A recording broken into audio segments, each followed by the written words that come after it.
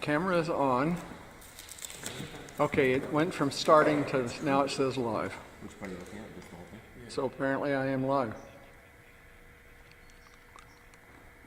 By the way, how does one access a meeting like this The question is on the internet? when you Yeah. address these issues, or is it lack of leadership? Oh, okay. Okay.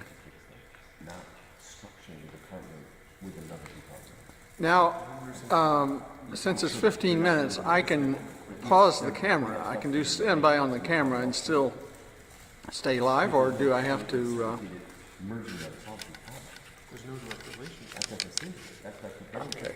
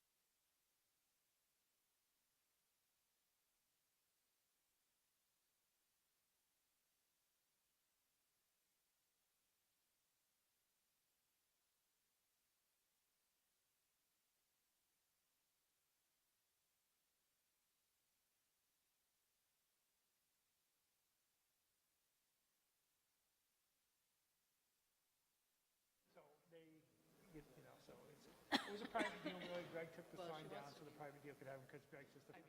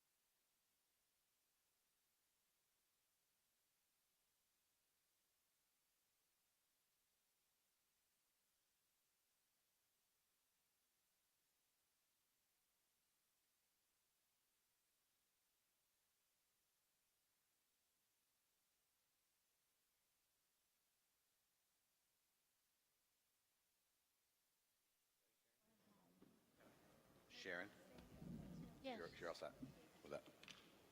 I'm sorry, what? You're all set. Yeah, you have to pledge first. I know, yeah, I do know. I'm on my game here. Okay, ready. Good evening. I would like to convene this meeting of the regular meeting of the City Council tonight at 7:52. Would everyone please join with me in reciting the Pledge of Allegiance, please? To the flag, the United States of America, and to the republic for which it stands, one nation, under God, indivisible, with liberty and justice for all. Thank you. First item on the agenda is the agenda. Councilor Busher. Thank you, President Wright. I'd like to move to amend and adopt the agenda as follows. To note the PowerPoint presentation slides for agenda item 3.01, discussion David White, Planning and Zoning Director, and Neil Lunderville regarding permit reform. This is the CEDO/planning merger per Neil Lunderville. Add to the deliberative agenda item 3.02, a communication from Eileen Blackwood, City Attorney, regarding Burlington Telecom update, verbal, and it's an expected executive session. And I so move. Thank you, Councilor Busher. Seconded by Councilor Pine. Any discussion? Hearing none, all those in favor of the agenda as amended by Councilor Busher, please say aye. Aye. Any opposed? Passes unanimously. We have our agenda. Item number 2 is the public forum, which we are significantly late on, so I will open the public forum at 7:55. Anyone who wishes to speak to us tonight, please come on up. I have no sheets right now. If you want to speak, there are sheets over in the corner table. Bring them over to Lori at the clerk's table. She'll bring them up to me. If no one is doing that, we will close out the public forum. Going once, going twice, gone. We will close out the public forum and move into item number 3, the deliberative agenda. And it is the main event tonight, and that is planning and zoning proposed merger. And we'll hear from Neil Lunderville, Director of CEDO, and David White, Director of Planning. President Wright, would it be okay if I just Mr. Mayor. had a couple introductory remarks before handing it over? Mr. Mayor, the floor is yours. Okay, thank you, President Wright.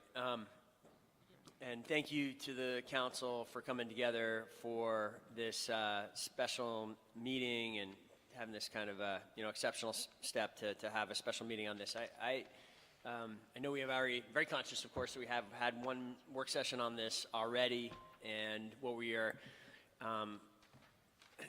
we pushed forward some part of the permit reform effort, but there was this whole other area which the sentiment of the council was that we wanted further discussion on before taking that step. And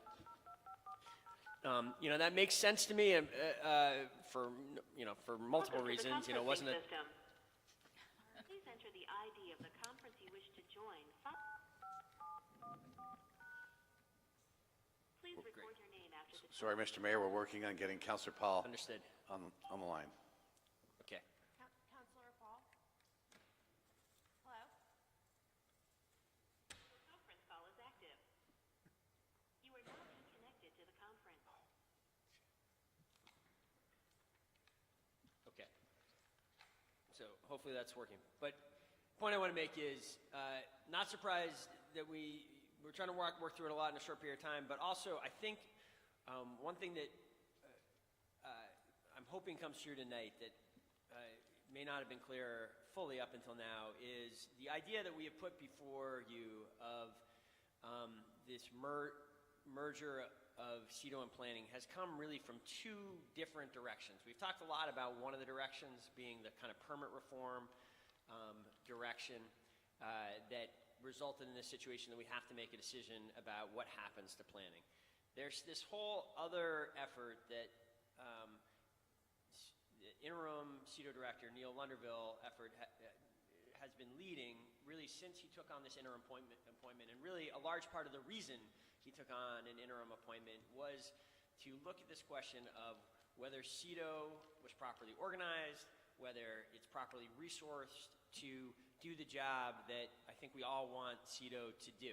I think we all have a vision in our mind of this kind of group of superheroes that can get a ton of that wades into these big difficult problems and is able to just get a lot done on our behalf, on behalf of the people of Burlington. And I think in reality, our resources and personnel for doing that are more limited than I think most people realize. And we also have some structural elements that have been worth a review. So what you're going to hear more of tonight than you've had an opportunity before is that an update from Neil on where he is in that effort and where he is landing in that kind of separate initiative of looking at a reorganization of CEDO ties into this planning question. And with that, I'll hand it over to the two of you. Thank you, Mr. Mayor. David and I are really pleased to be with you all tonight, and thank you for the opportunity to present again on this. We're not going to cover a lot of old ground. We talked last week about some of the specifics of this, although we will spend a little time getting into the details to make sure that we were clear. But I will spend a little time. First, I want to start by zooming out. So first, I want to give you a kind of a current assessment as I see CEDO after spending 6 months alongside the great staff at CEDO, and also spending a lot of a lot of time beside David and Megan in the planning department. And current assessment of where we are, my recommendations to go forward, I think recommendations that are not just mine, but are that I've pulled from the staff over a period of time. And then bringing us back to the question of the merger between planning and CEDO, and why we believe that it is an important and necessary step to really getting a full revitalization of CEDO. And then we'll obviously take time for any of your questions and discussion. So, go ahead a couple slides, Rich. So first I want to start, back one. I want to start with the vision. I did, before we started, passed out this large sheet of paper, the 11 by 17 vision. This is not something that we had when I first arrived. One of my early missions was to pick up where Director McKay left off and complete the strategic plan. And I found that we were well underway, but we had some work. So we first looked at the vision. And I won't go into all this plan, but I want to highlight it because I think it's important to start with this.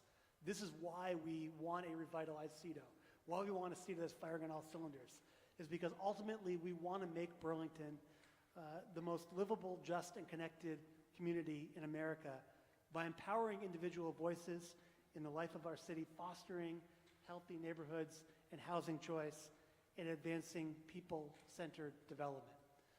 That's a vision that we worked on with planning and the CEDO teams through a iterative process over the course of about 4 months. Many meetings, many drafts. And we also came up with a number of strategic initiatives that you see listed here around housing, opportunity, place, and engagement. All of which combine to create what we think are the necessary elements to advance Burlington to the next level, and to the types of activities that we need to do to reestablish Burlington as a leader in housing and economic development and equity and mobility, but also to bring CEDO back to where it needs to be. So I wanted to start there because I think, like I said, that's a really key point. I also wanted to just review what CEDO does. We do a lot of things. I was sort of shocked when I arrived at CEDO and dug into all the work that happens. By charter, I think folks know it well. We do look at the comprehensive community economic development strategy. We look at how we stimulate business and investment in our community. Of course, look at our housing needs, waterfront development, grants, CDBG administration, and then coordinating and facilitating citizen participation in NPAs. That manifests in a lot of ways, some of which are well known, others which may not always get the top billing. Community Justice Center is part of what we do, bringing restorative justice and practice to Burlington in many different forms. We run a lead program for lead abatement in our homes and apartments around the city. Of course, there's a lot of focus on these large projects like the mall, Memorial, Moran. There's a lot of housing policy and programs. These are just a few here, but certainly implementing the Housing Action Plan, administering the Housing Trust Fund, continuum of care, inclusionary zoning, accessory dwelling units, the neighborhood report, home rehab, IZ monitoring, the list goes on. Our youth programs, these are just a few. AmeriCorps, My Brother's Keeper, the city internship program we run. And this is what I could fit on one page without making it too much of an eye chart. It's broad, it's deep, and it's diverse. It's sort of the way we like it. We like to be in a lot of things. It's one of the magic elements of CEDO is that we are in a lot, that we're creating threads between different areas and doing them in such a way with a focus on equity and mobility that ultimately delivers a really great product and a really great city. We're not alone in doing that. We have a lot of great partners, but we feel a real sense of pride for what we're able to do. So looking at the organization, this is my quick assessment. I could probably spend a whole work session on this, but I wanted to give you some key points.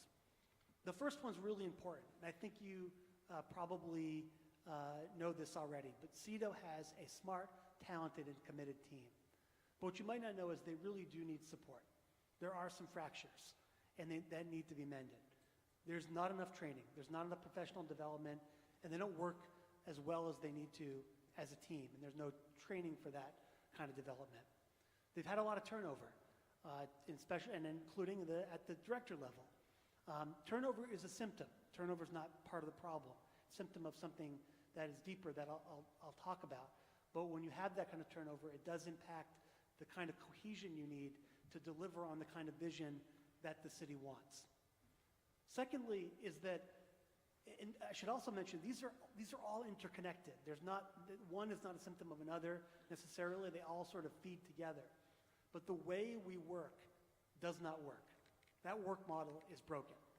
It's compartmentalized and fragmented, as you'll hear in part because of how we receive our funding and the types of grants we get, but also because that's the work model we've chosen. We don't have a team approach necessarily. We have it sometimes, but not all the time. And we have a system where there are, all across the organization, individuals doing all parts of any one project or program. That creates the operational risk where if somebody wins the lottery and leaves tomorrow, they may have a lot of knowledge that we really need. A team approach would start to resolve some of that, but right now the way we work doesn't really work for the kind of work that we do. Third, and as the mayor alluded to, there's the resources that CEDO needs to do all this work are very thin. As you'll see in just a moment, we're very thinly staffed for the breadth and depth of the work that CEDO's asked to do and that CEDO wants to do. One of the challenges there is that we receive a lot of grant money, a lot of federal grant money, and some state grant money. And that grant money comes with a lot of strings. It's very inflexible. And the result of it is that we aren't able to be as nimble and entrepreneurial as we would like because we are, because we are really trying to meet the needs of particular federal programs.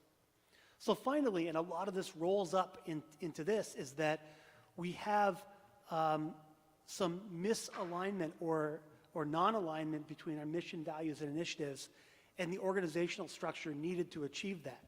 So purposely, when we start to look at this, we didn't start by looking at the organizational structure. The organizational structure needs to follow both the work that we're trying to accomplish and how we work to do that, to do those efforts. And then you build an organization structure around that. Ultimately, some of the reasons that these things are misaligned is that, again, the federal money has a lot of implications, but also there's sort of a lack of an integrated view across the city.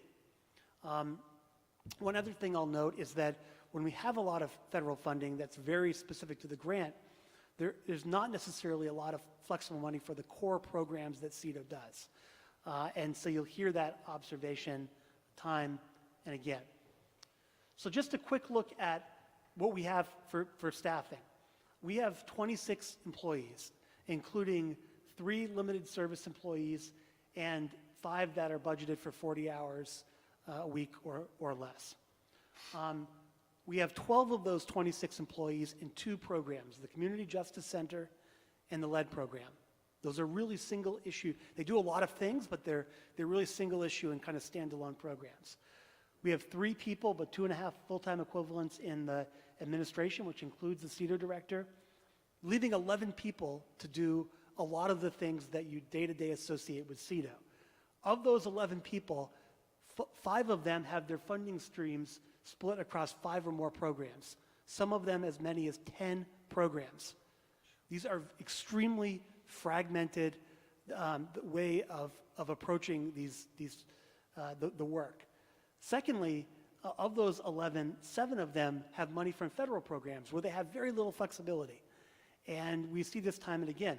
When you have folks that are having their funding streams split across so many ways, it becomes a literal administrative challenge to fill out your timesheet in a week because the notes need to go in. We have at least one employee who spends upwards of 2 hours a week filling out the timesheet across 10 program codes with all the notes. That's 5% of their time. That's really not a workable way to do this. So keep your eye on that 11. Those 11 people do this body of work. Going back to this slide around the scope, broad, deep, and diverse, 11 people plus a director are handling the housing, economic development, all the large projects, the youth programs, CDBG administration, et cetera, et cetera. This is an extraordinary amount of work. It's amazing what we are able to do, and it's really because we have a great staff that works a lot of hours and works really hard. But it's really not long-term sustainable, and with this, we're not able to deliver on the big vision that we laid out before.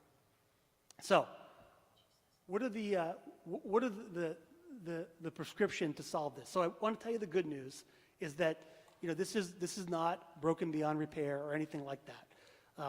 The core of CEDO is strong, but it does need some attention. And I've listed here, and I'll run through really briefly a few of the things. One, the team is smart but needs support. Making sure that we are investing in training and development. Also making sure that when we go forward to find the permanent CEDO director, there are representative employees in the search committee. That's going to be important, so they have a stake in who is leading them. They are taking a real stake and a real ownership in the plan and in the work to make all these changes. They want to make sure they have a stake in who the next leader is. When it comes to the work model, we need a very different approach. We need a team-based approach. I'm going to talk more about that tonight, that really brings in the life cycle of these projects, and we need to invest in that kind of team building. When it comes to resources, with all of my work, 4 years at BED, we did a lot to trim the workforce there. I see the opposite occurring at CEDO. CEDO needs new staff, at least 3 to 5 by fiscal 20, converting the limited service staff to regular staff, and finding flexible funding that CEDO can use to be more nimble throughout the organization. Finally, we have to finalize this plan. We've gone a long way. We're at the final draft stage of that plan. I think the merger with planning, as you'll hear tonight, is really integral to getting alignment around all the things that we do in the organizational structure. And then finally, after we bring the two organizations together, we spend some time working together, building the teams, then we should complete a reorganization of CEDO overall. We're not trying to do that here by bringing CEDO and planning together. That's another exercise that comes after we bring the two teams together and get them working together. So the rest of this presentation will focus on really only two things tonight, which is merging of planning into CEDO and then creating this more entrepreneurial, nimble team approach to the projects that we do. So again, you've seen this before. What's the big idea? The big idea is that we bring together planning and CEDO into this super group that's able to handle these really critical and increasingly complex initiatives in the city. And I want to turn over to David to talk a little bit about really clearly what this idea is about. Thank you, Neil. And David, also, if you could, I'm sure you're probably going to address this anyway, but really make clear to us why this, in your opinion, is better than keeping planning separate, a small separate department. We will absolutely get to that point here coming up. Thank you. So, as you all know, the proposal here is with the currently Planning and Zoning is a standalone department with oversight by the Planning Commission, and of course my position is appointed by the Planning Commission with your confirmation. The proposal going forward, as you understand through the permit reform initiative, is to take the zoning part, the permitting part of the work that our department does, merge that into the new permitting and inspections department, and then take the planning portion of what we do and now merge that into the CEDO office. Currently, as I said, the Director of Planning and Zoning is appointed by the Planning Commission with confirmation by the Council. The proposal is that in this new structure, the Planning Director becomes the Deputy Director of CEDO and is a mayoral appointment with consultation by the Planning Commission and confirmation by the City Council. It's the same arrangement that there is in the Department of Public Works with a Public Works Director and a City Engineer. It's really the same basic concept we're talking about here. Today, as I said, the Planning Department has oversight by the Planning Commission, appointed by the council, and they have statutory authority and responsibilities for the development of and amendments to the city's municipal plan, as well as any ordinances and bylaws that implement that plan. Going forward, we would anticipate that the Planning Commission remain an independent body, again utilizing their statutory authority in plan development and amendment and bylaw development and amendment. They themselves would not have any oversight responsibility for CEDO. And finally, the Planning Commission today doesn't have any sort of advisory role in the land use and development related plans that may come out of CEDO. Going forward, we would anticipate that that would be the case. Using examples of the Housing Action Plan or the Jobs and People Report, where CEDO is engaged in doing very important planning and policy work around the specific programs that they are responsible for, and we would use the Planning Commission as a mechanism to get insights and get advice as that work is developed. Ultimately, those kinds of things get approved by you, the council. So this slide just highlights that relationship, both before and after, the role of the Planning Commission before and after. So I won't spend a lot of time with this, but you can see in the portion of the slide on the left-hand side, the grayed box is a function that the commission would no longer have. That is the appointment of the planning director, who is also the zoning administrative officer. The orange boxes on the right-hand side of the slide are additional functions that the Planning Commission would have in this proposed relationship. So again, advisory to both the land use planning and development work that goes on in CEDO, as well as the administration of the regulations within the permitting and inspection department. And as commissions do under the charter today for all of the other departments, they play a role in the annual review and the hiring of a new director, but that appointment is made by the mayor. You've covered that. Yep, I've covered this as an example of where the commission has not had such insights in the past.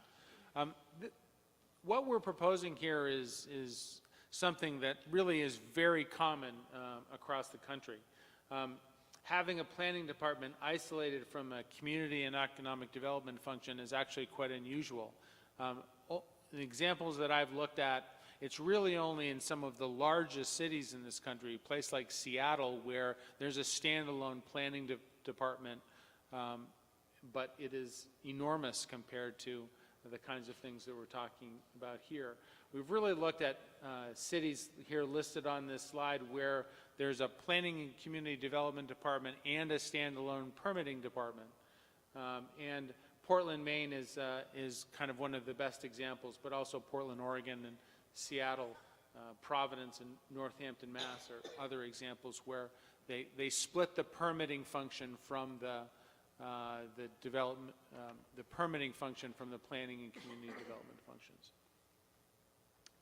So the next slide, we wanted to show what, after we do the merger and do a full reorg a few months out, what a new CEDO might look like.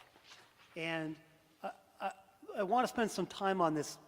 I want to spend a moment on this, but there's something really important with this. It's that in the end, with any kind of reorg, it doesn't exactly matter where you put the boxes. It definitely matters how you do the work and how we do the work as one organization. So getting the work model right is the most important thing. Ultimately, we'll have to come up with an org chart that to make sure we have those clear lines. And we think something along these lines might work, where you have a policy and planning branch that sits along, that is doing the planning work that David has articulated, alongside an opportunity and engagement branch that's working on housing choice, homelessness, promoting economic mobility, and doing great community engagement. Sitting alongside a community works function, that's really the projects and economic development branch. Sitting alongside a finance and administration wing where we're bringing in more resources to help on the really complex financial matters that CEDO deals with, where right now we don't have the resources that we need. And also not to forget the Community Justice Department as well. So when you align all of them like this, you can then start to look at how will certain projects work. And the next slide sort of shows that. With a cross-cutting team approach, we're not assigning one person, one project.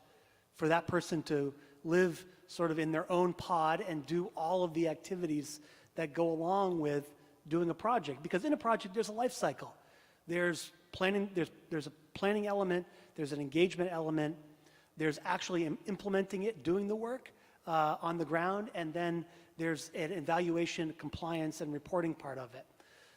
That's sort of what we laid across here. So you take something like the youth and policy programs, you might have a team comprised of 2 or 3 different areas, where someone from policy and planning might work with somebody from opportunity engagement, working with somebody in community works, where the teams brought in at different points to be able to do the part where they know best, drawing from the strength of the team in order to get the best outcome for that project or program.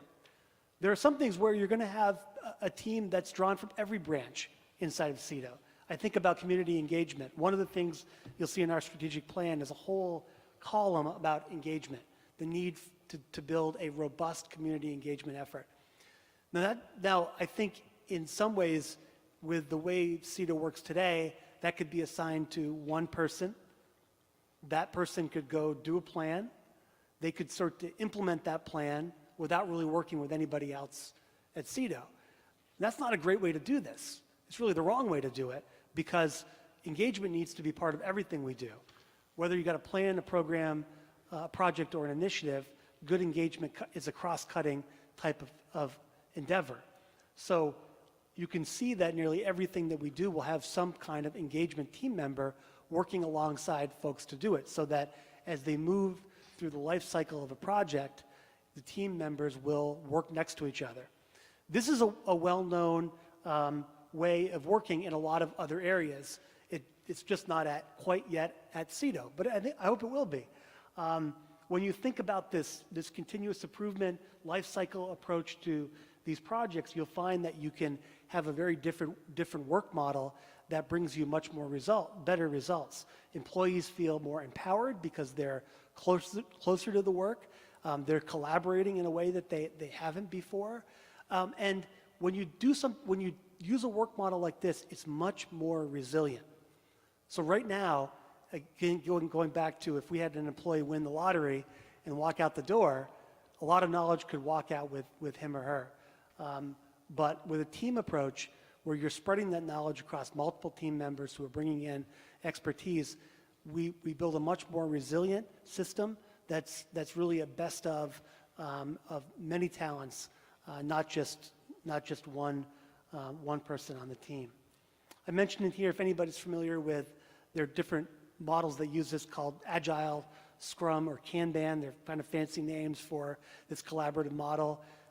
This is sort of what we've been thinking for a model that would work at CEDO. So, President Wright, you asked the question, what about planning as a standalone department? What are the options here that we might think of in the alternative to CEDO and planning merging together? So the first option here is that planning moves into the new permitting and inspections department. That certainly is one approach to take. The downside of that are twofold, at least initially. Today, planning and zoning work well together, and planning has a strong function within our department. Because we're a small department, and because one of my primary objectives as the director of the department is to make sure that the planning function doesn't get lost in the day-to-day permitting process, that recognizing that the importance of plan development and policy development needs to be nurtured. It needs to be prioritized in the work that we do. In a larger department that is dominated by a permitting process, it's much more likely that that planning function can get buried within that department because it's not the central focus of their day-to-day work on a regular basis. In addition, moving the planning function out of City Hall down on Pine Street, where the permitting inspections department is planned to go, would completely undermine the working relationships we have with CEDO today that really require close proximity with CEDO, with the mayor's office in order to collaborate on the projects that we do today. If planning were to become a standalone department, the isolation that we experience both as an independent department and as a small department would be greatly exacerbated. A two-person department just really isn't a functional size department, and it would really require additional resources in many ways in order for us to fulfill our responsibilities and our objectives in plan and bylaw development work that we're charged with. As Neil was talking about with the examples of the vulnerabilities, without having a team-based approach, those vulnerabilities are certainly the case in a very small department where, you know, somebody's sick, somebody's on vacation, you've lost the functionality of you know, 50% of that department as a standalone.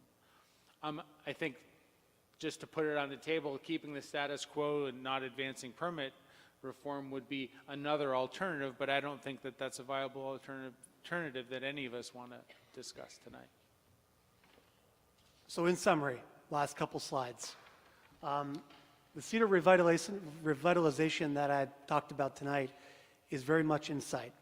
I am very optimistic about the work we've done over the last 6 months. I'm optimistic about the team. And from conversations I've had with many counselors, I'm optimistic about the support for CEDO.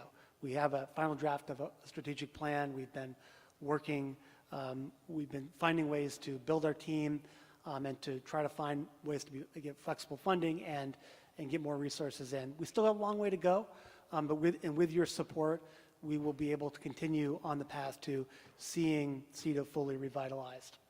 But there is a piece of this that is really necessary to do that, and that's we see the merger as part of the ultimate prescription to make CEDO revitalized. And here are the three top reasons. The first one is that the merger is a bit of a yoga pose. You're finding it's creating strength and balance, at the same time. Because what CEDO has that planning needs is that we bring immediate ground truth focus to the issues facing our community. Equity, housing mobility, economic mobility, the need for youth policy, youth engagement, good community engagement. These are elements that need to be fed into the planning process to create good plans. And planning brings to us the long-term comprehensive view that we need to fit all of these together.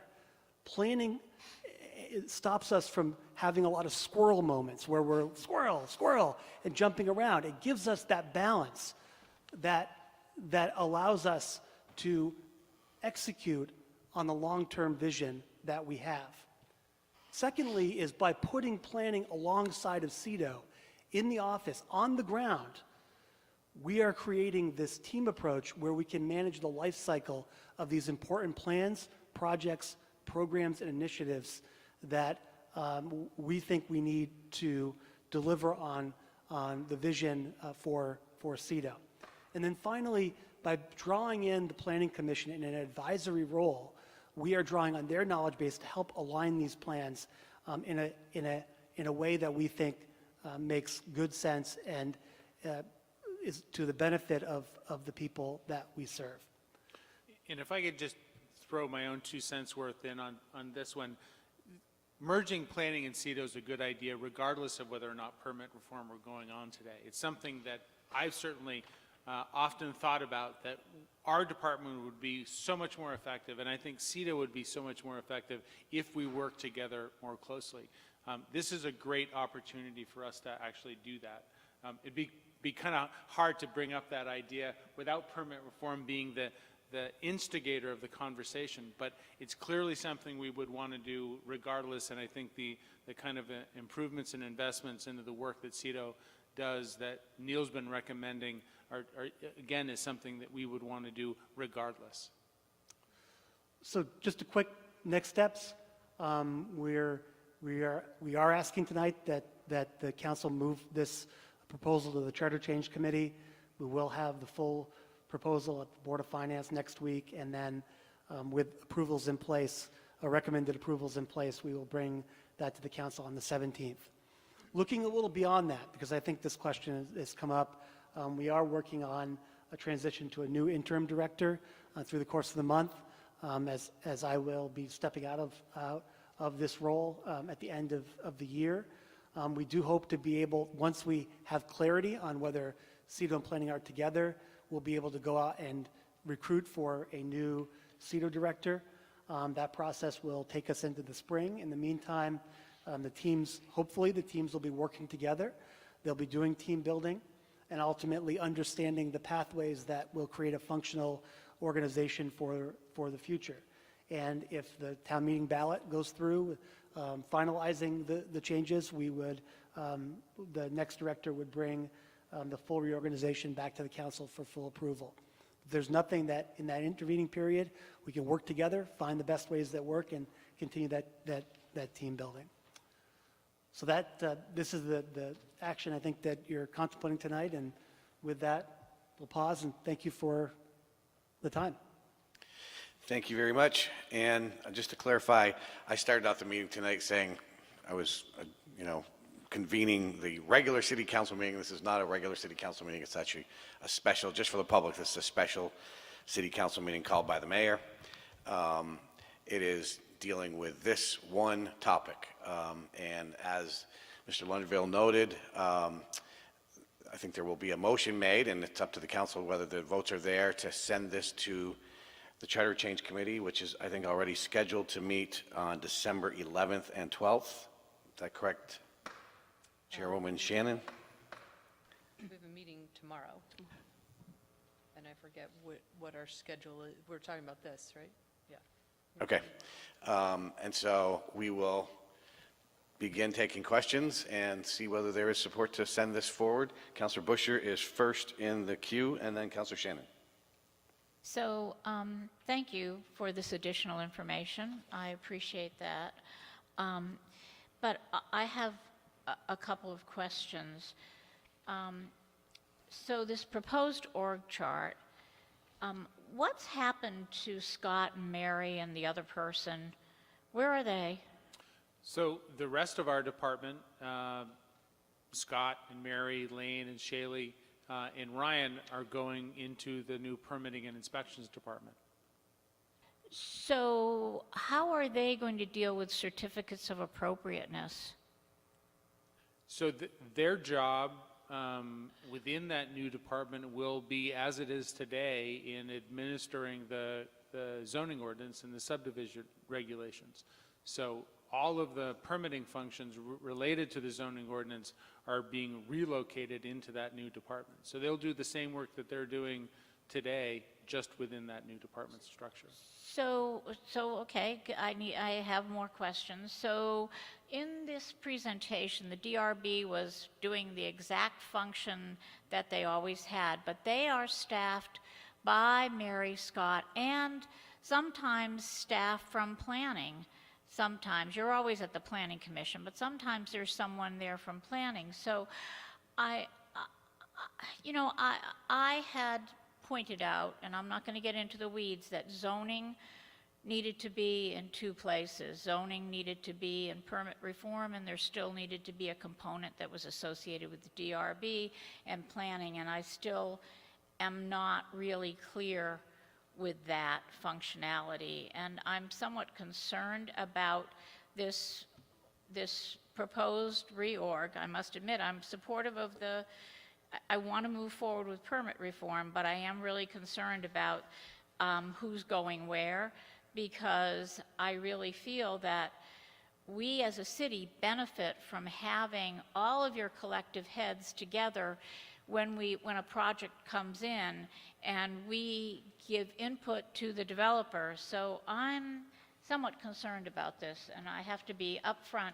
I've always felt that Burlington, I know for those that are developers, they feel like there are such barriers, and I understand that opinion, but I also feel like because we have in the past, recently we've rushed, but in the past we've taken our time, and I think as a result, new development is integrated with existing development, and we've done it well. I really do, and I don't want to really lose that piece, so I am concerned about this. So the only two people that remain are David and Megan. Correct. Correct. Okay, all right.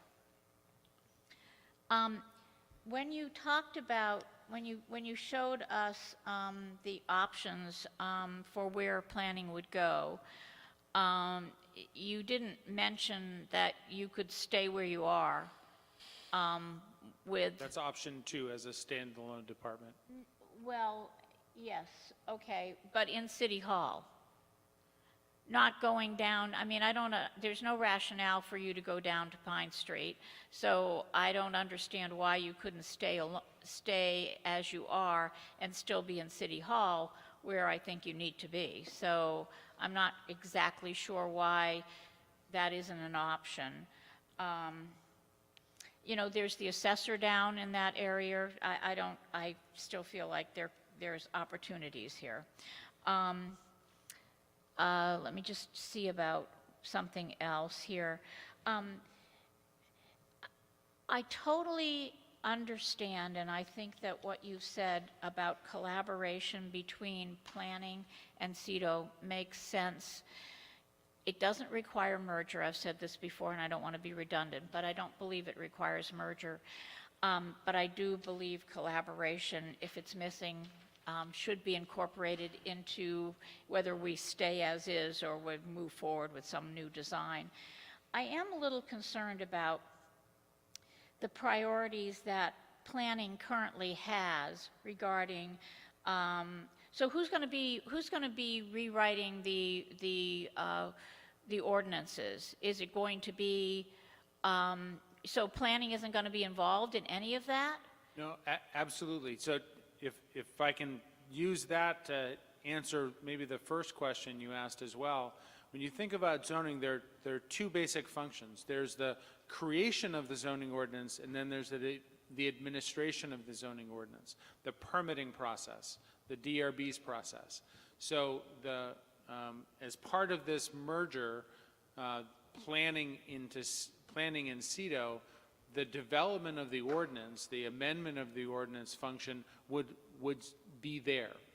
The work that Megan and I do as part of drafting amendments to the ordinance would remain with the planning function. But there's also a very strong connection with the folks that administer the ordinance. As you may know, Scott Guston is the staff person to the Planning Commission's Ordinance Committee. In this proposed structure, he will continue to serve that function because it's very important that there is a strong bridge between the people who are creating the ordinances and the people who are administering the ordinances. So through the job descriptions, particularly of the zoning staff that's going into the new permitting department, they will have some responsibilities to work with the folks in planning to develop those amendments to the bylaws, whether it's something new that we want to add to it or it's a refinement to improve the way it currently functions. Okay. I guess, so thank you, thanks. I'm still concerned about who's driving the bus. If it's CEDO and CEDO determining priorities, I'm concerned that planning's attention to some of their issues right now will some maybe take a back seat. I'm not really sure if you will be able to dedicate the amount of time you have, which has served us well. I still have strong reservations about this. I really have to think a lot about Scott and Mary, because that team, it really works really well. And Scott not only staffs the ordinance committee, but Scott is, as Councilor Mason knows, I mean, Scott knows the ordinances. Scott oftentimes is part in the creation of those ordinances, and has served a really important role working with you and Megan, not in isolation in another department down on Pine Street. So I have some concerns about how this all has been shaped and the proposed org chart. I think I want to do it right, and I'm not convinced that this is right. Thank you. There was another question, I think, Councilor Busher, in relative to location, physical Yes. location. Yes. Certainly, if planning were a standalone function, it could be here in City Hall alone.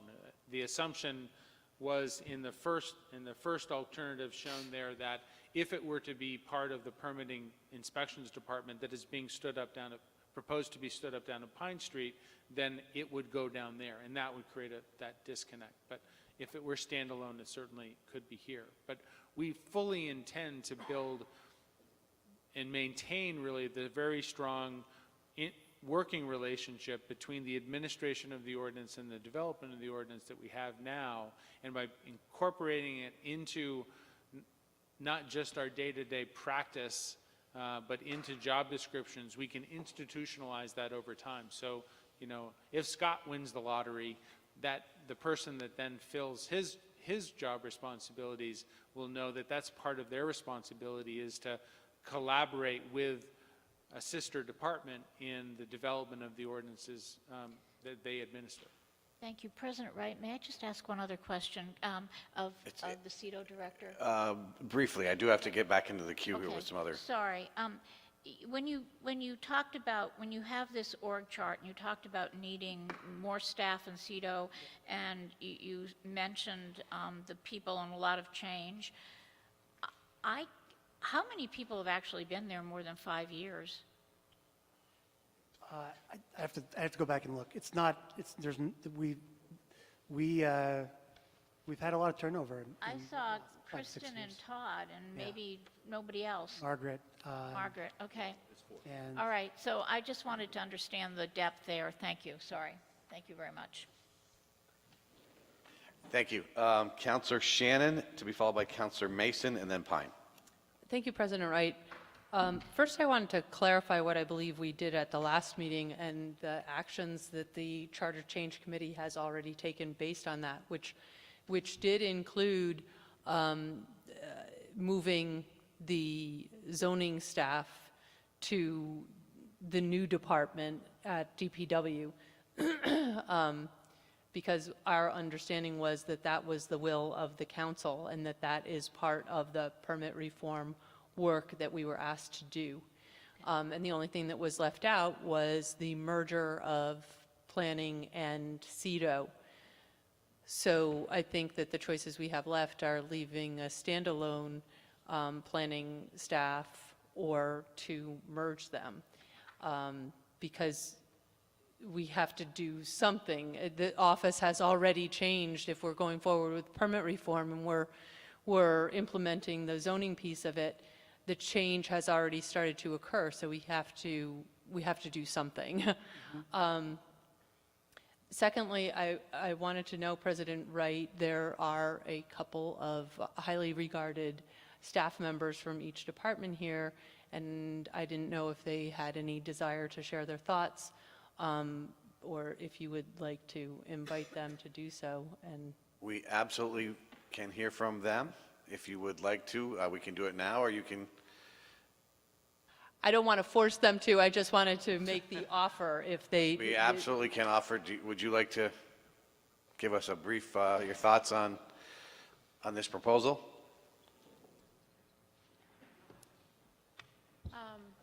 I don't have a ton to add beyond what David has said, other than just reiterating the point that a lot of the work that I do in terms of the long-range planning function requires collaboration with many individuals across the city, and often that includes a really close working relationship with many of the staff in CEDO.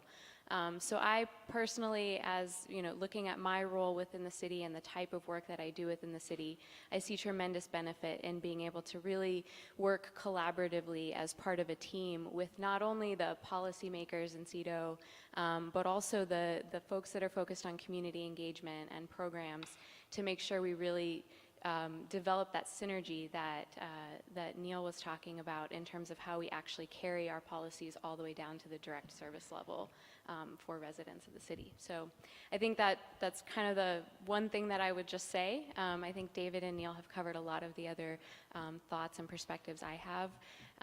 If there are any specific questions that any of you have about the work that I do, I'd be happy to answer them, but that'd be...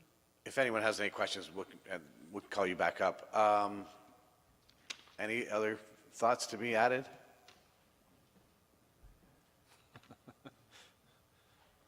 I was generally here for moral support. But, I guess, you know, I've had the pleasure of working for the city of Burlington for a lot of years, and the workload is continually... Sorry, for Channel 17, can you just identify yourself? Hi, I'm Kirsten Merriman Shapiro. I work at the Community and Economic Development Office. Thank you.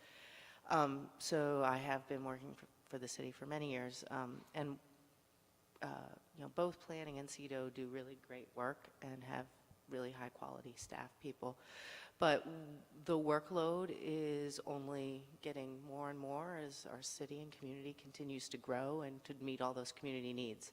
We definitely could use more resources and more staff to better serve the community, and so I'm curious how this will all come together, but we've been working on that with the previous director as well as the current CEDO director. So you're generally supportive of the merger proposal? Yeah, I think if that's what the citizens of Burlington and the council directs us to do, I think it makes sense. And as I said, I've had a lot of good relations working with both David and Megan on many projects, so I look forward to working with them if they're in CEDO or if they're downstairs still. But, yeah, I think there's some benefits that could come from that, for sure. Okay. If councilors have any specific questions from either of you, we'll call you back up. Councilor Shannon, you still have the floor. Thank you. My one concern with not merging is kind of what the planning department looks like, and it looks to me like a department of two people. Maybe I'm missing somebody. But I wondered how that affects hiring a planning director, and David, I hope you would stay, but presumably you won't stay forever. And is that going to hamper our efforts in recruiting somebody, because it doesn't look like we highly value planning if we have a department of two, it seems like to me. And I wondered how you think that might be viewed if we choose that route, and if that's a problem or it's not a problem. I think that's a great question. I think it would be really difficult, because I think it would be an illustration of how the community values planning as a function, whether or not it takes planning seriously or not. To be such a small department, whether we remained independent or not, really wouldn't matter. That it would appear to be so under-resourced to do the work that's at hand. I think it would be hard to find quality people to work in such a small area. I mean, certainly there are cities that do have a standalone planning function, but again, they're much larger cities. They have much more robust staff resources. And I think even for us, if we were to try to go down that road, I don't know that we could do it with just two people. We're able to do it with two people today because we supplement that work with time and effort of other folks in the department. Talked about Mary and Scott, who both dedicate a proportion of their time to working on plan and policy type of work. if that opportunity, if that relationship is broken, I just think it really further isolates the planning function in the city. And my last question, actually, you just brought up for the second time, and that is that you said that there were other cities, much larger cities, that do have independent planning departments. You said that right before you showed us this slide that said that there are other peer and aspirational communities has successfully established planning/community development departments. And then you listed the same cities that I thought you just said had separate planning departments. On that list, you had Portland, Maine, and Seattle, Washington. And I thought those were, so I'm misunderstanding something, and just hope you could clarify. Portland, Maine has a planning and community development department, and they have a separate permitting and inspections department. That's kind of been the model that we've looked at in both the permit reform and this reorganization. We've looked to that as an example. Other cities do it in other ways, but almost in every situation, planning and community development is a combined department, whether or not permitting is embedded within it or it's separate within it, separate from it. The one example of a purely independent planning department and planning function from the mayor's office is Philadelphia. Philadelphia has a planning commission with its own independent staff. So when you say that the other much larger cities with independent planning departments, you mean actually merged with, not isolated from the community development office. You mean merged with the community development office, even in that case? In almost every situation, they are merged in that, or merged with a community development function. They're within a department that merges community development and land use and development planning work. Thank you. Thank you, Councilor Shannon. Councilor Mason, and then Councilor Pine. Thank you, President Wright. Two questions, but to sort of start off, just because tomorrow happens to be, I think, the presentation on Plan BTV, and particularly Plan BTV South End. And I'm curious, sort of looking back, and I think we'd all acknowledge there were some hiccups in Plan BTV South End. You know, how does that process look different if this merger goes through, you know, and how is the process better? So I think that's a really good example where the work that we do in the planning office, we can't do in isolation. We have to collaborate with other people. And we do that wherever and however we can. But particularly with the South End plan, it was critically important that we have a close working relationship with CEDO in order to really understand the economic development issues and opportunities in the South End that we were trying to both preserve and advance. Had we been all part of one department, that would have looked a little differently in that as Neil described it, instead of Megan, or before Megan, Sandrine kind of being the project manager and project champion, you know, through shuttle diplomacy, meeting with lots of other people involved in the process and getting their input and perspective on it, it would be as part of a team of people that really owned this plan and carried this plan forward on an ongoing basis. I think by doing so, we have much more buy-in across and between the two departments as they are now in the development of that plan, to say nothing about the benefit of the robust public engagement initiative that CEDO is looking to put forward and really is growing their capability today. We do rely on each other quite frequently. Then in Wednesday night, it will be a good example of collaboration between our department and CEDO in pulling off that community engagement function. But that's kind of a prototype for where we want to go in the future. And by institutionalizing that working relationship, we can make sure that it goes beyond kind of the current personalities and individuals that are doing that work today.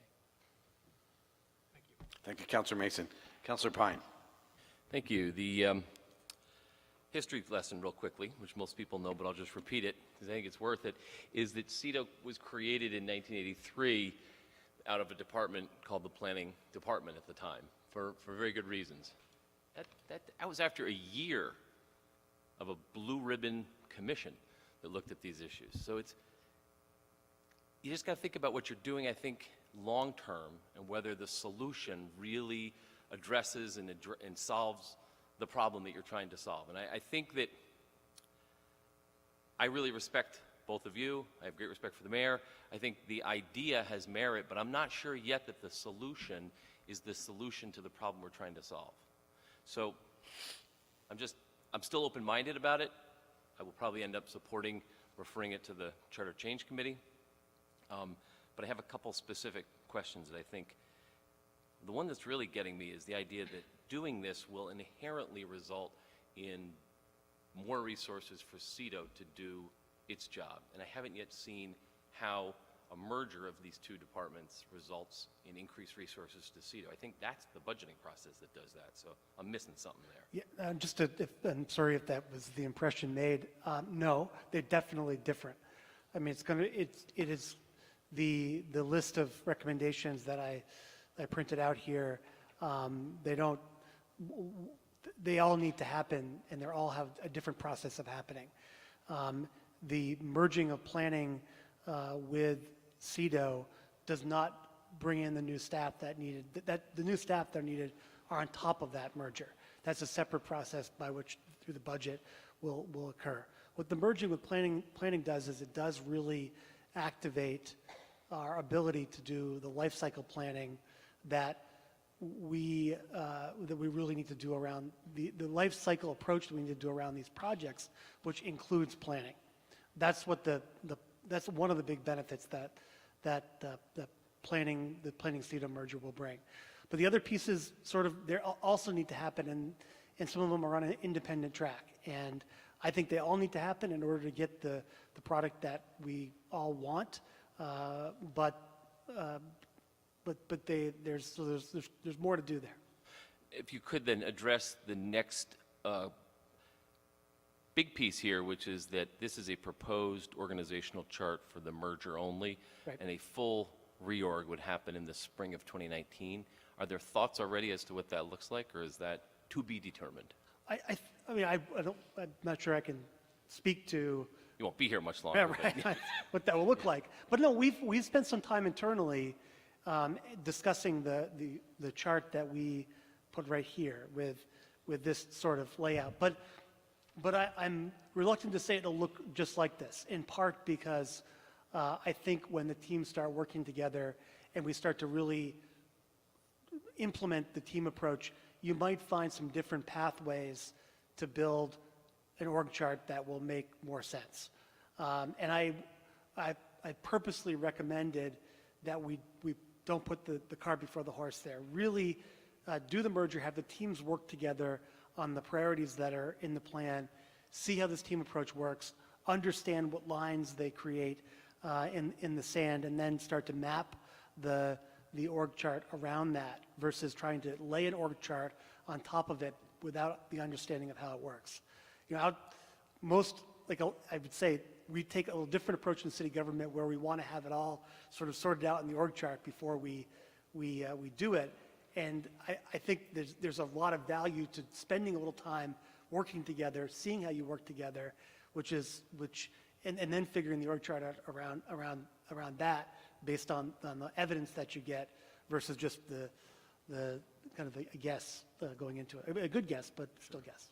But I think it's also predicated on really beginning right now, developing and fleshing out those team building relationships and kind of creating some of these teams, standing them up, seeing how they work, and seeing, as this is a starting point, does it bear fruit as we envision it here, or are there important tweaks that we need to consider?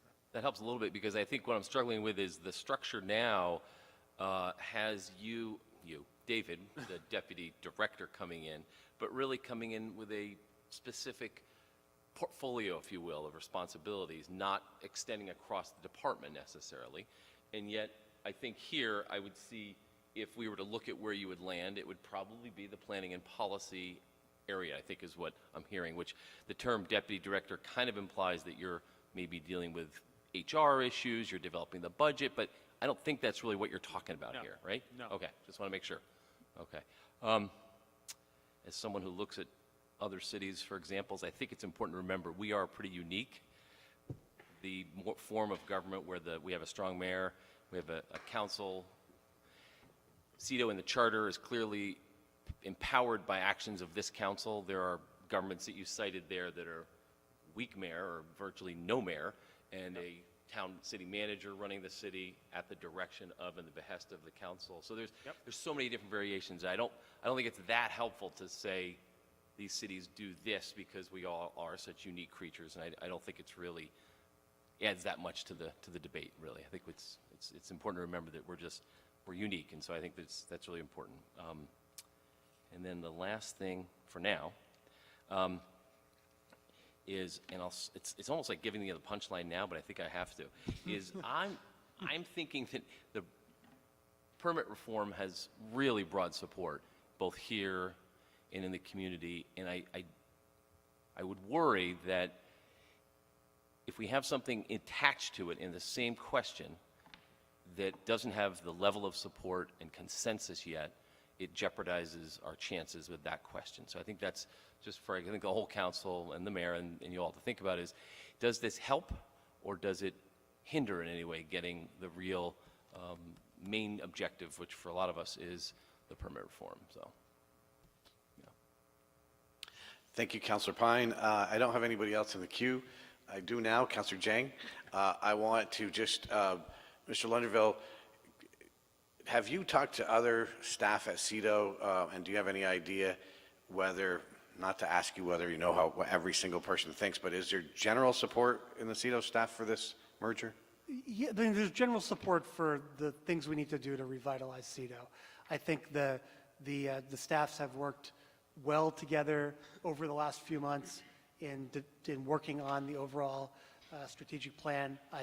I've asked for feedback. I've had a lot of conversations. I've not heard negative feedback on it. There are probably there are questions that are on their top of their mind more often than that. But having worked alongside David and Megan so closely and seeing the opportunity to be able to work alongside them in the future at a more day-to-day level, I think people like that idea. The team approach has some merit.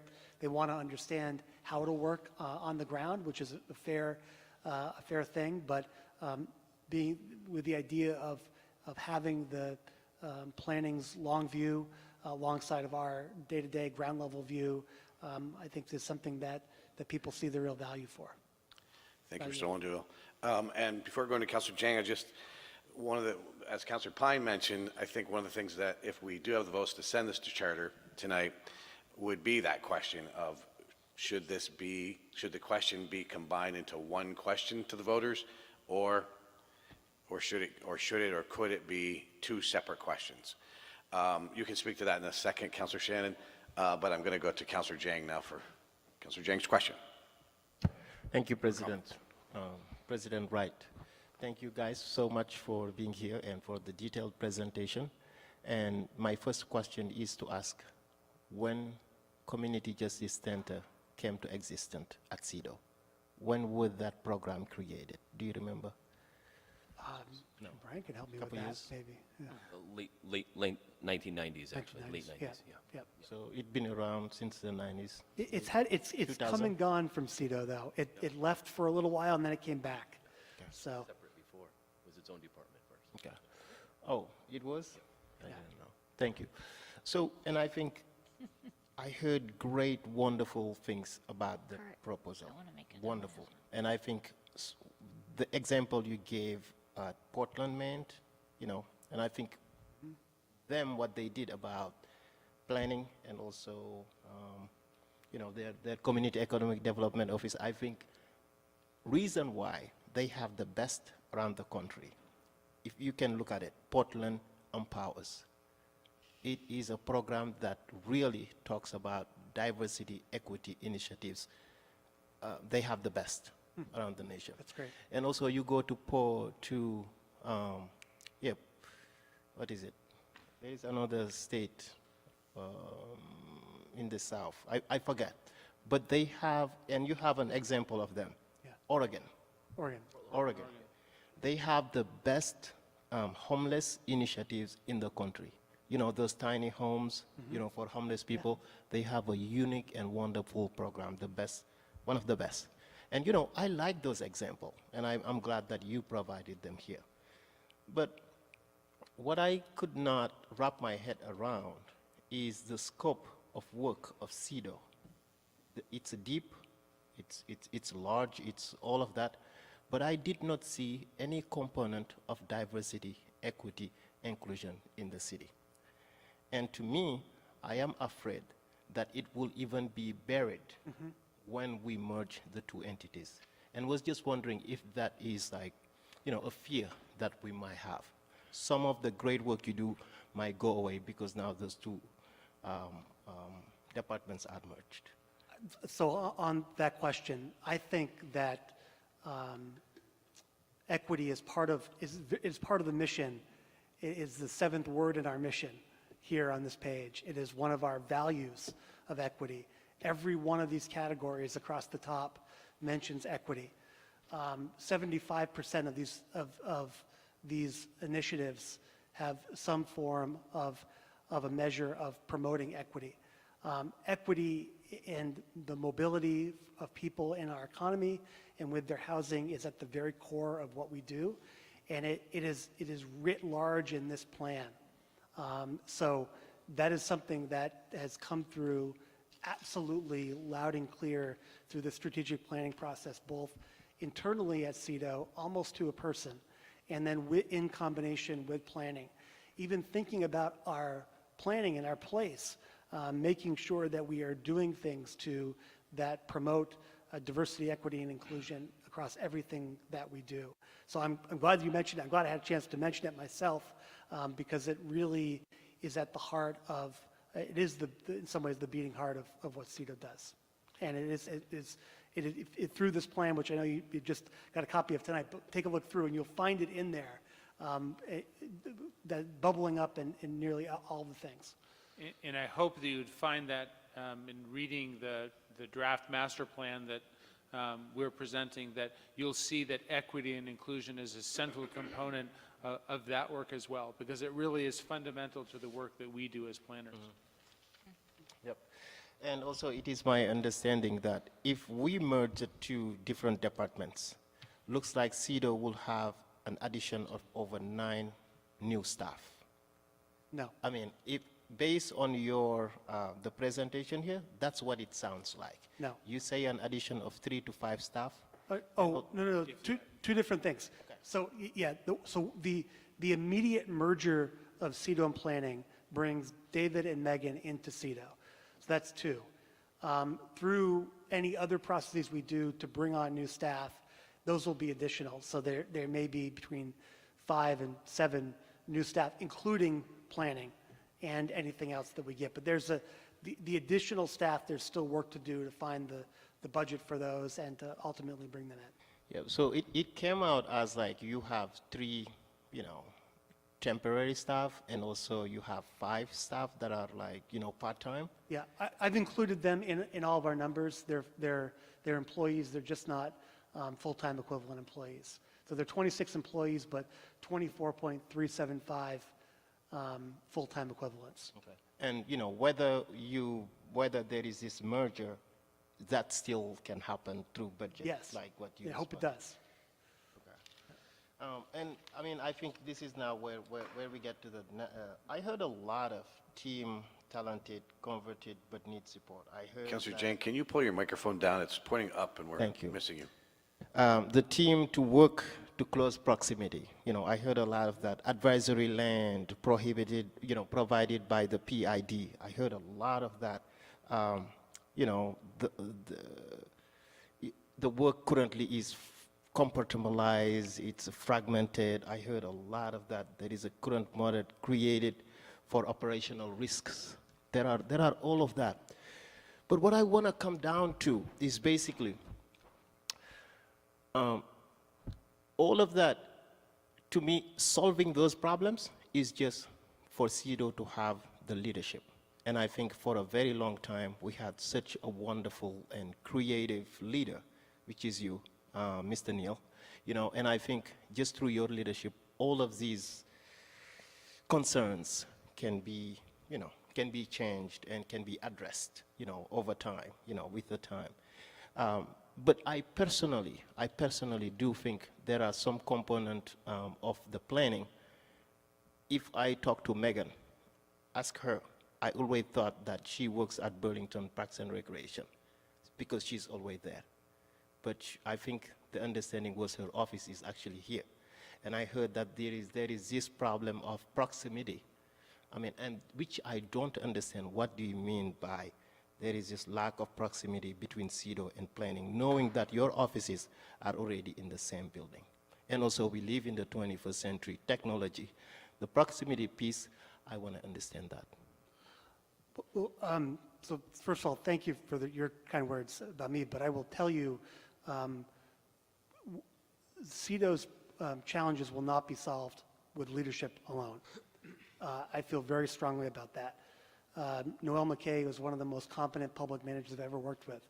I worked with her during the Irene recovery.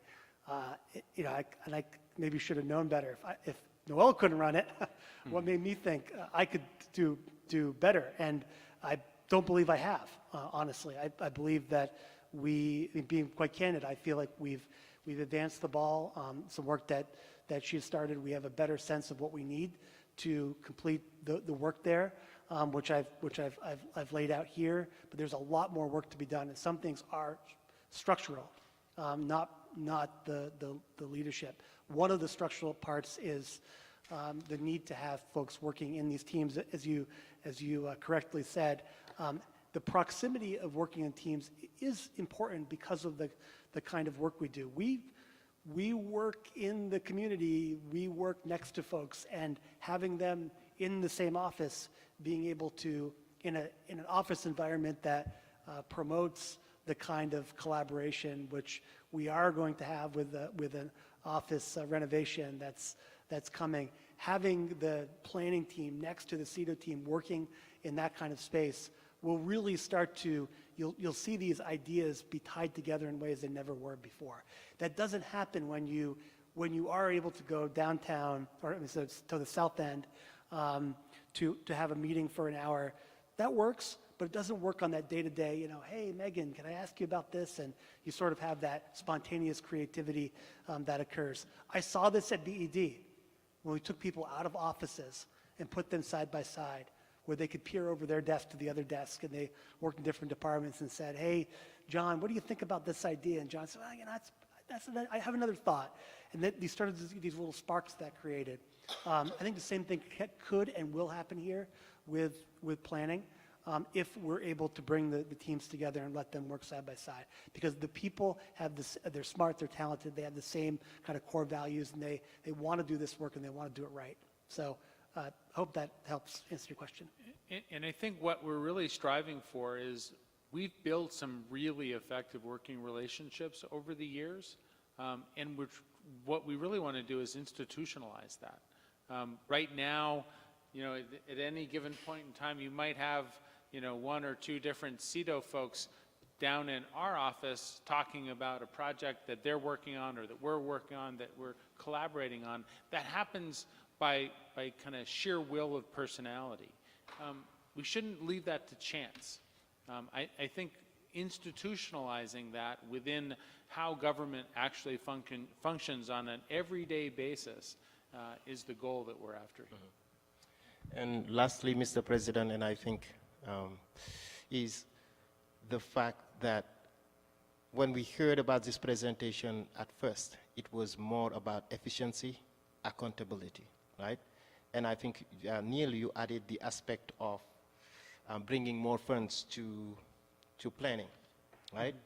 But all of those three elements, I mean, I haven't heard it in this new, and those are the things that I came out with, that I came out at the last presentation, and today it's totally disappeared, and I don't really see where we are right now, you know, why we should have these two elements merge. Yeah, yeah, but thank you Okay, for your thank you. time and for your work. Thank you, Councilor Chang. Mr. Mayor, do you need to get in now, or can you wait? Is it- I would like to just Mr. Mayor. add to what Director White was just saying, and also kind of, we just had Megan up here before, remind me of something that I feel like might make, part of what's this challenge here, I think, is we're talking, it feels sort of abstract when you're talking about org charts and the work, and we're all, even those of us, even though I'm doing this all day, some of this can feel vague and not concrete. Let me kind of give you a concrete example I think we'll all remember that kind of brings home what we're trying to achieve here is, Megan was just here at the last city council meeting presenting on ADUs and this idea for a pilot. That's something she's clearly spent a great deal of time on and worked with outside partners on. There is this whole parallel effort that Neil has 2 staffers in CEDO that have been working on for years that is also focused on ADUs. And there was not a lot of, there was a little bit of awareness between these 2 efforts, but they essentially we're having staff, yes, they're in the same building, but they're not part of the same team. They have different bosses right now and necessarily different priorities and things that are capturing their attention. And we just, we miss opportunities. And I think we're too small of a city to do that. I think that's what David's point is exactly too, is like we are doing probably better than, at least, I'd like to think we're doing better than we've been doing in a long time from some of the stories I hear about getting that kind of coordination between planning and CEDO, but it's still, it is not codified, it is not institutionalized, it's left to the personalities and the priorities of the people leading these, what are essentially 2 different organizations right now, and that's problematic. Thank you, Mr. Mayor. Councilor Shannon, and then Councilor Busher. Thank you. I just wanted the council to think a little bit about something that was mentioned about possibly splitting this question, and I don't see how that works. I think that if we've heard strong support on the council for permit reform, and included in that is moving the zoning staff into that new permitting office. And the default, once we do that, the default is that we have a planning staff, a planning department of 2 people and a separate CEDO office. And I would be concerned about going forward without making a conscious decision that that's what we wanted to do, because I don't think that that would be obvious to voters who may think, well, we want to keep the status quo in the planning office, but we're not keeping the status quo in the planning office if we're going ahead with permit reform. So I think that it's important for the council to make a decision. I don't think it's fair to say, well, I want to go ahead with permit reform, but I want to hold this decision on whether or not planning should merge with CEDO to a later date or have more process around that, because I think we have to come up with a workable solution for all 3. We can't just say, well, we'll go ahead with this piece and, what happens on the other side happens. It is kind of a package deal, I think. So if you have other thoughts as to how that's viable, I don't really see how that's viable, having done the work that we've done on the Charter Change Committee so far. There is a big impact on the planning office just by doing the permit reform piece. Thank you, Councilor Shannon. Councilor Busher. So I'm going to be blunt. I think that I don't think I don't feel I can take responsibility for myself, but I do believe that others around the table also didn't really look at all of the minutia that went into zoning moving over to permit reform. I identified it, though. I said, I think there's a problem here with zoning. I'm not comfortable with what's going on here because I didn't fully understand it. So I just wanted to say to President Wright, but if he'd pass it on to Councilor Shannon, that I do feel that the zoning component could be, not that I want to remove it completely, but I do think that there was a need for zoning in both planning and in permit reform, and I'll just stop there because that's not the only reason I wanted the mic. I wanted to say that I haven't heard from the Planning Commission their opinion of this, and I think that's key. I did ask before we started the meeting, and I was told that they have not given their decision to anyone yet, which says a lot. They're being very thoughtful, but if you're on board, you usually say right away, so I'm wondering where they are on this. The other thing, because I am getting into minutia now, who's staffing, and I'm just saying in my head, who's staffing the Conservation Board, who's staffing the Design Advisory Board? You know, I mean, we've unraveled a department that was complex and made this new department thinking, ooh, we've done a great job, but I don't think we've done a good job on really understanding what we unraveled and who's staffing what, and I'm being honest there. The last thing is, and Mr. Mayor, you could ask prior Mayor Clavel or prior Mayor Kiss or prior Mayor Brownell, because it doesn't apply to you solely, but I have never felt that the city would be well served by having the planning director appointed by the mayor. And I want to be really clear about that, because I always thought autonomy for the planning director was a good thing. And I heard that from people a lot wiser than I am in regards to this topic, saying that you don't want the mayor to control development. You want the mayor, and the mayor, someday I'm only hopeful, she will have a CEDO department that will allow that vision to be moved forward, working in collaboration with planning, but I don't feel that we are well served by having the mayor make that planning director appointment. And so I'm not comfortable at all with this. And as I think more and more, I'm somewhat frustrated that we didn't get into more of the weeds and minutia, because I think, you know, as we see these org charts and as we understand more and more, we begin to become enlightened and hopefully are asking the right questions. We want to do this right. I want the permit. I want one-stop shopping for just like everyone else, but I'm not sure that by unraveling planning and zoning, we're doing our city justice. Thank you. Thank you, Councilor Busher. Thank you. Councilor, I'm sorry. No, Councilor Hartnett. Councilor Dean was up next, and then Councilor Hartnett. Well, thank you, President Wright. At this point in the evening, I'd like to actually make a motion to refer the CEDO planning portion of permit reform to the Charter Change Committee to consider and report back to the City Council at its December 17th regular City Council meeting. And after a second, I would request the floor black. Motion has been made by Councilor Dean, seconded by Councilor Mason. Councilor Dean, you have the floor back. Thank you, President Wright.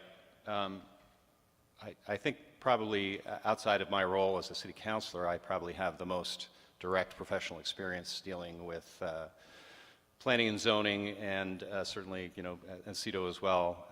And just from my perspective as a professional, I think this is the right move to make. It's logical. It makes sense to me in my professional role that these two planning organizations would share both a common location and they share a common mission already. That they would be in the same organization makes sense to me. So I think there have been some valid points made. I would like to make two of my own. One is that Director Lunderville and Director White are two of the most respected professionals that we have working for us as a city, and I know that Director Lunderville has had a fantastic run and experience in reorganizing and making organizations more efficient, both at the state level and here with the Burlington Electric Department. I think that they are the authors and supporters, or you know, the backers of this give me great confidence that they really see efficiencies and they see this as the right move. That gives me a great deal of trust that we're headed in the right direction. The other point I'd like to make is that when CEDO was created in 1983, I think, as Councilor Pine reported, Burlington was a different city. Our concerns were different, the scale of the city was different, and the kind of what we look at today as a goal for our city is really much broader. I was having a conversation with Michelle Cooper-Smith, who's a 4-term legislator, and her point to me is that our success in Burlington is not just important to us, it's important to Chittenden County, and really is the economic driver of our whole state. So we have to get this right. And I think doing things the way we have done them in the past, when the challenges aren't the same, doesn't make sense. So with those 2 points, I'd like to say that I do feel as though this is the right thing. I will be supporting this to move to Charter Change Committee and yield the floor. Thank you.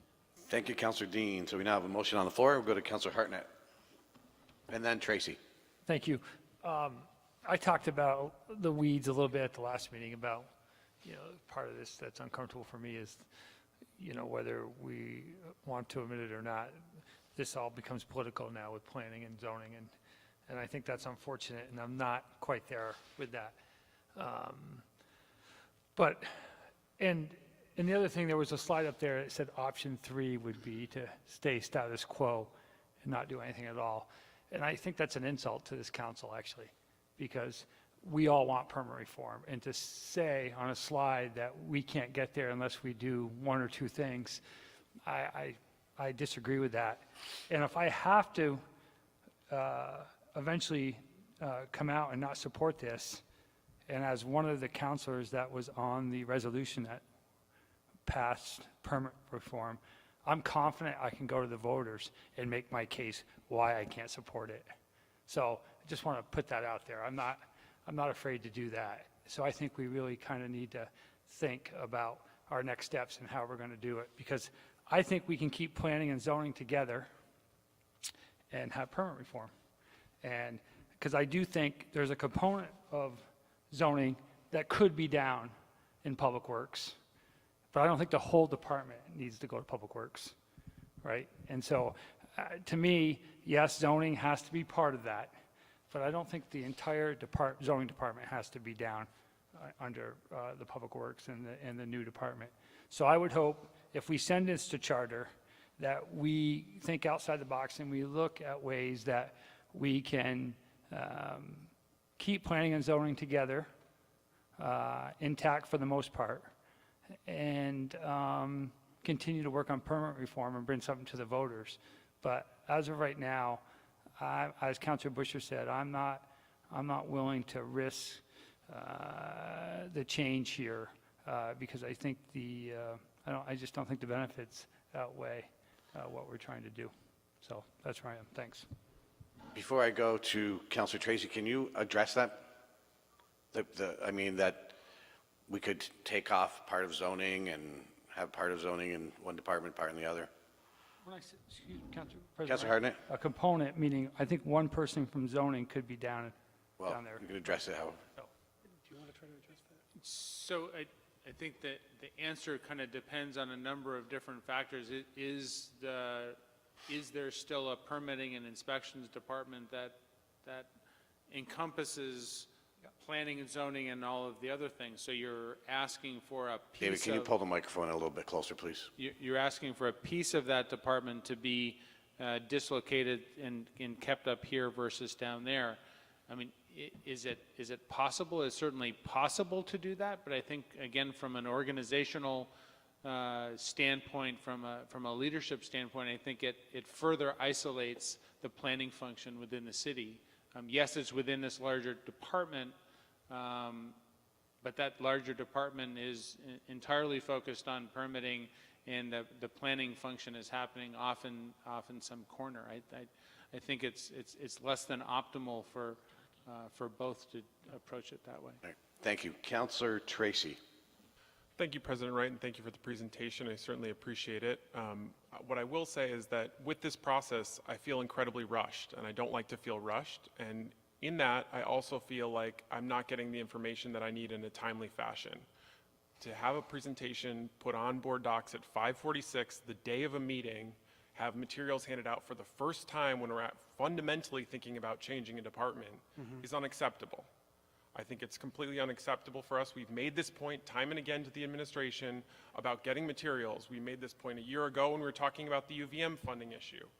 And again, we're at the same place where we have key questions unanswered, where we're getting material in a place for many of us on the council, pretty much everyone on this council who works, doesn't have a chance to review this material beforehand. And even if they did get it, a couple days, but even during the workday, they wouldn't be able to do it either. And I just think that's unacceptable and not good practice when we're talking about making fundamental shifts in terms of the two crucial city departments and the work that those departments do. So I think that that's the first flaw, and I think that from that flows a lot of other problems. I think that we have both unanswered questions and then connections within this proposal that are not made.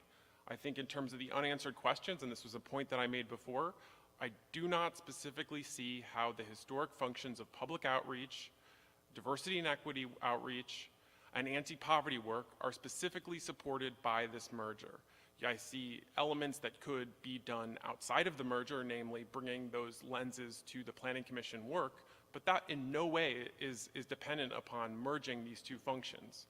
Nothing in this presentation tonight has shown me how we're going to expand the diversity and inclusion or the anti-poverty work that does this. And I think that this is part of an intentional shift, actually, that's taking place here, where we're trying to institutionalize the more developer-focused lens that this particular administration has put on the CEDO department. And that's this particular flavor that this particular administration has chosen to bring to this department. Another mayor may choose to take a different approach, and I think that should be at their leisure, but I don't think that we should institutionalize that approach. And I think that there's a couple of reasons that I think that that's also problematic beyond that more general sort of ideological thing that I think is institutionalized here and that's going on here. But I think that part of that is that it doesn't really address the key issues that you're naming here, whether it's the team needing more support. We don't address that issue because, as you specifically said, we don't address those points of adding additional staff in this. That comes later, and so we don't know whether the staff issues of support will continue to exist. And part of that is that this doesn't crack the nut that we have or deal with the problem that we have regarding federal funding and the slacking off of federal funding. That's going to continue to remain an issue. This doesn't deal with that. Whether we have a different process or something, those issues are still going to exist, and I would like to have clarity on those to understand whether or not this is actually going to help those kinds of issues. I don't see the connection being made. That goes back to that point. We also don't have this idea of the work plan being being flawed. I think that, again, this is another issue where why can't we work on this within CEDO, see if we can't fix it within CEDO first before doing a merger. I don't see the connection between merger and the work plan model. I think we can fix the work plans that are going on within CEDO in a more collaborative or team-based fashion and not necessarily have to do them that way. There's also, a number of other questions about why, about the flaws of a small department. I don't see that necessarily as being a problem. I think that is a nimble department that could be there, and I think that the issue of location that they said that they would be far away, that's by no means a decided factor. So I just think that there's a lot of things within this plan that are not necessarily well thought out, that are not well established, and so to ask us to even do so much as refer that to the charter change, I don't know as a member of that committee what kinds of things I'm supposed to be bringing to that language when I bring it to that committee. So I'm going to be voting against this motion. I will be opposing it at the committee level, and I'm going to oppose it with the voters. And I will be very clear that I think that the voters really have a choice here, whether or not they want to have a continued focus on some of these historic issues that CEDO's focused on, or whether they want to really take a shift ideologically towards a more developer-focused department. Thank you. Thank you, Councilor Tracy. Response? Not sure where to begin on that one. Councilor Tracy, thank you for those comments. I'm certainly entitled to your opinion on them. I would disagree with most of that. I won't reiterate the points I made earlier because but I will make a couple points. One is that I would very strongly disagree that we have lost our equity focus. In fact, I believe this plan strengthens the equity focus in a way that will make it more robust than what we've done over the last many years, 10 years at least, on this. Because we are actively finding ways to increase the number of programs that will enhance and promote equity, diversity, inclusion, anti-poverty, economic mobility. That is, again, as I mentioned to Councilor Jing, that this is writ large in this plan, a plan developed not by the mayor, not by me. This is from the staff. This is a staff-level document. And I'm happy to share with you the paperwork to show you all the work we've done as a staff to really create this. There are development things in here, but they are taken in balance. They're taken in balance with the other items that we need to make a complete city.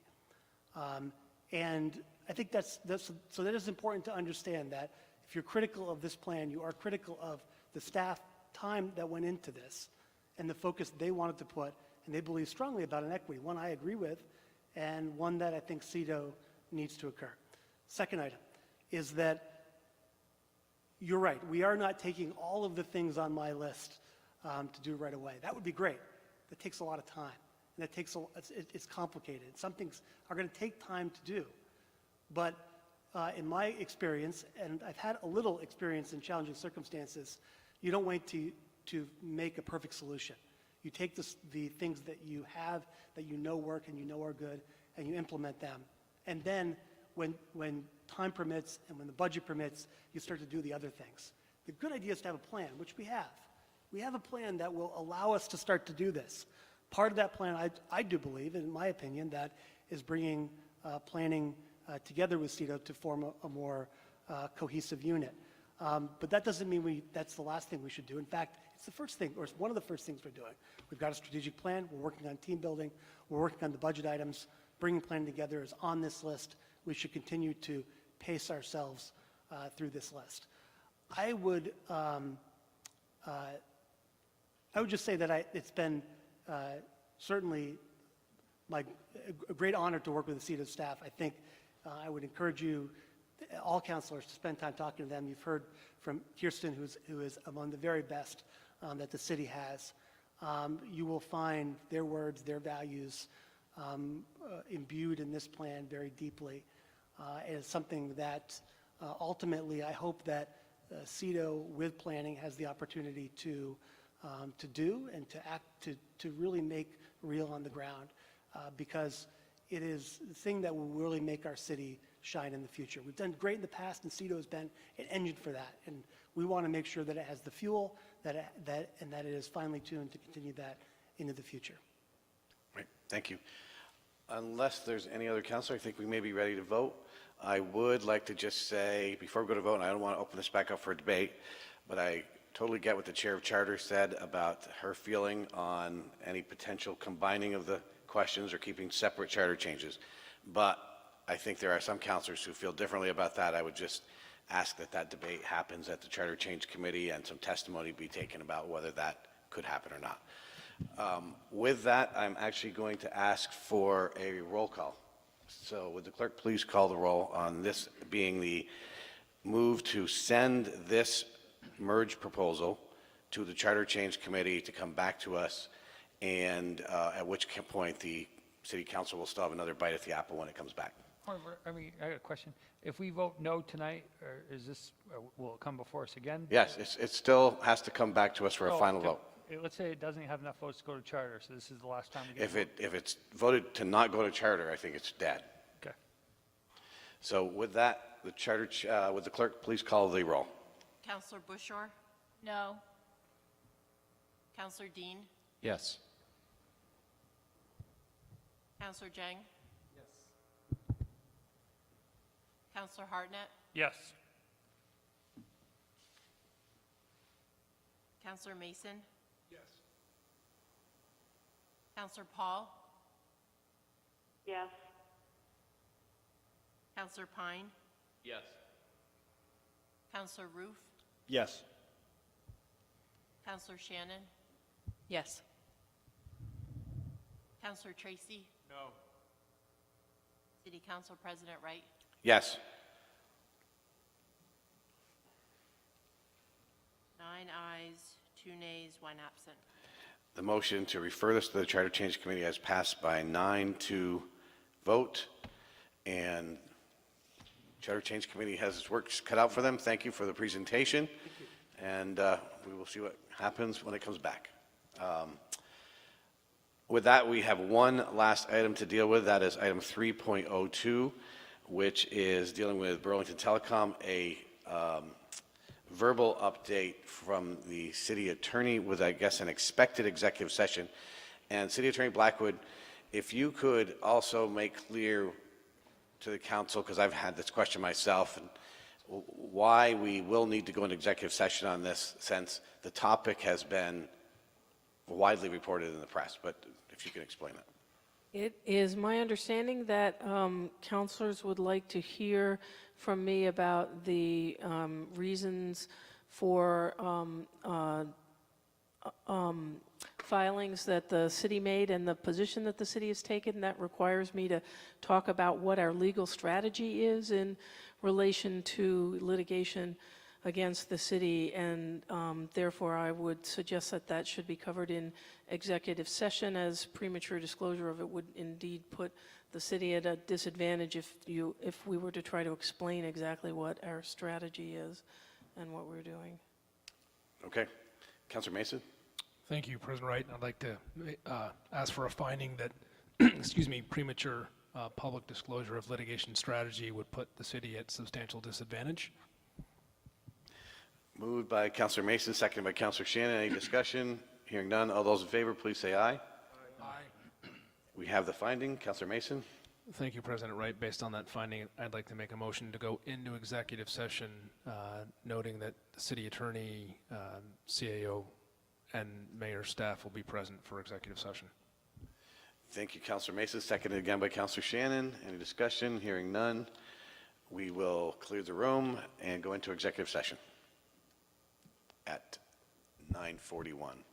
Just to be clear, President Wright, we're not expected to take any action, so I don't know if Channel 17... And that's right. We are taking no action. This is just an update from the city attorney with some questions from council. I don't know if do we have any idea whether this will be lengthy? I guess it's hard to say. I'm responding to whatever questions you all have. Okay. Your update itself probably is not lengthy, but... It will be very short. Okay. Thank you.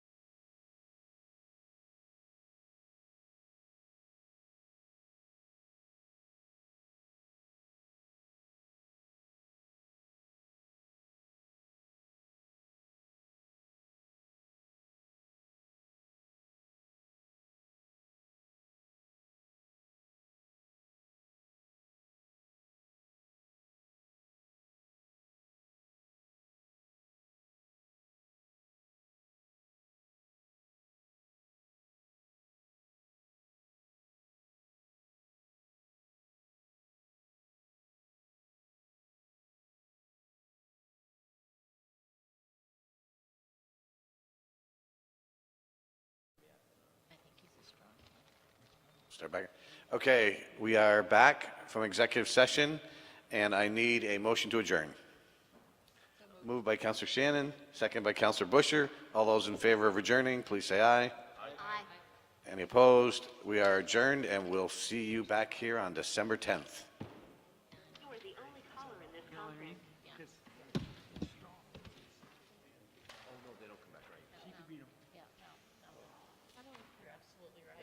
I've been doing it too long to know.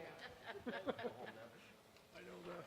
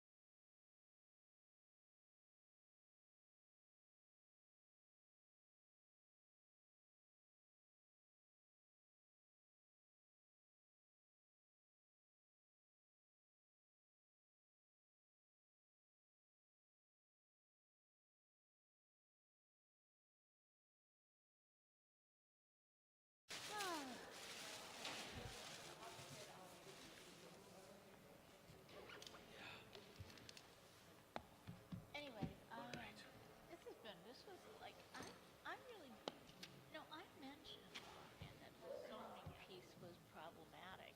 And now I realize that, I don't think anyone's paid enough attention.